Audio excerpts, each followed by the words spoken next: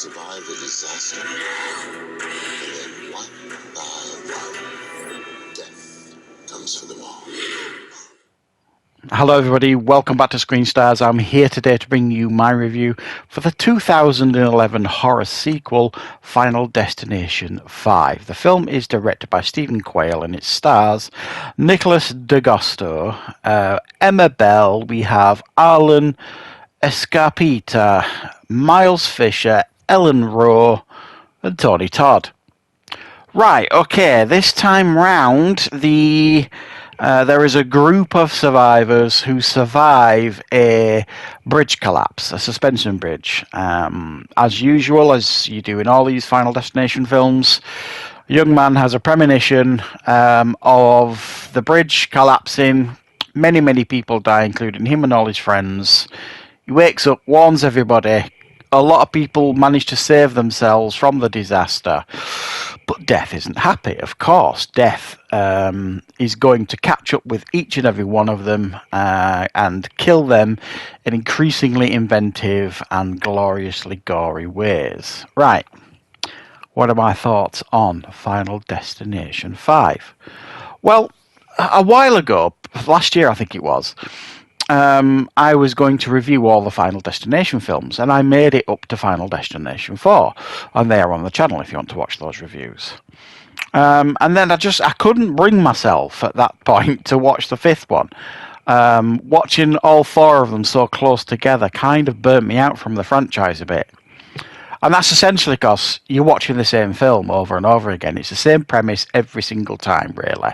It's the same story, and it doesn't make for great viewing, if you like, even though the films are very watchable for the most part.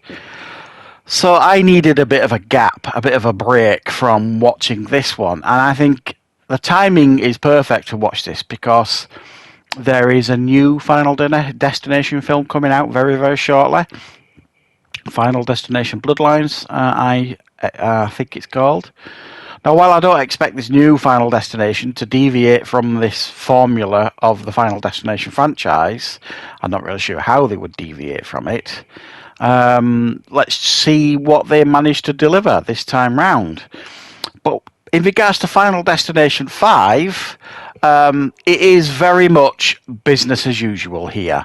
The premise of the bridge collapsing is done pretty well. I mean, I think one thing these Final Destination films do brilliantly is the creative deaths in it and the graphic deaths in it. And this film is no different. I mean, you've got in this film all the graphic deaths that it shows on the suspension bridge, and then you've got all the graphic deaths of the people that managed to avoid death on the bridge, sort of thing. And you know, you get death by laser eye surgery, you get death by acupuncture, death by wrench. I mean, it goes on and on and on. There's loads of different creative ways of getting offed in this film, and that is pretty much the most entertaining thing about it.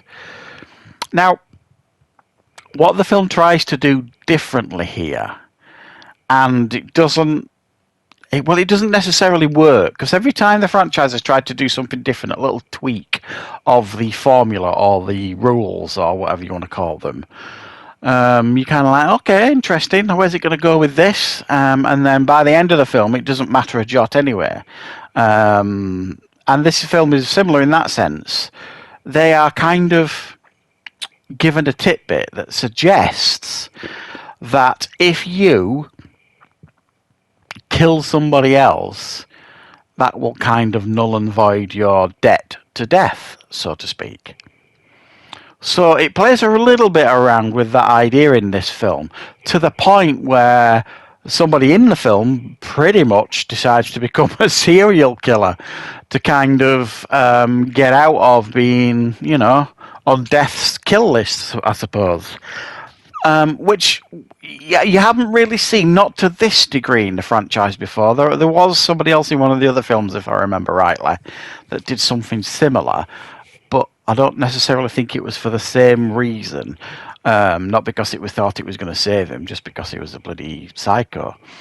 really, in the other film. So that was an interesting idea, an interesting concept that proved to be pointless by the end anyway. But the big twist at the end of this one, which I personally didn't see coming, because I've not seen this one before, and if you don't want spoilers, then you want to really end the review here, because I'm going to talk about it, is at the end of the film, the two that survive get on a plane. And it's only the bloody plane from the original Final Destination film. So they're doomed to die on that plane, which it pretty much shows. Which I thought that was very, very clever. I didn't make that connection at all throughout the rest of the film, the time period or anything like that. And I thought that was a very, very smart thing to do. And it worked. It kind of, I was a bit like, wow, by the end. I didn't expect that at all. So I appreciated, if you like, the little tweaks and the couple of surprises that this threw in here. And I always enjoy the kills in these films because they're usually very, very entertaining. And they are very much the same here. There's a gymnastics one as well, which is just absolutely graphic and brutal. But they're done very, very well here, for the most part, the kills. And I enjoyed them very, very much. The characters, I think if they'd have given us more memorable characters, I couldn't even tell you the male and the female characters in this film that turned out to be the ones who thought they'd survived by the end.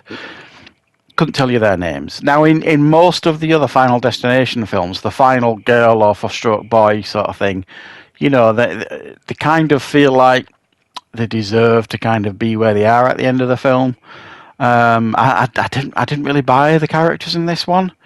There was nobody memorable. The only memorable one, I think she was Candice. I might be wrong, but she was only memorable because she was such a bitch, really. She was a proper mean girl, if you want to call her that. So there's a couple that you kind of enjoy their death scenes because they're asses, really. But beyond that, I think the biggest failing that this film makes is some very, very forgettable characters. The setup's great.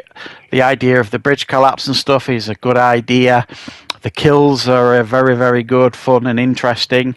The twist of if you kill somebody, you'll kind of get away with, death chasing you. And then the big twist at the end in regards to the link to the first film, I thought was good. So it had some good ideas going for it, this one.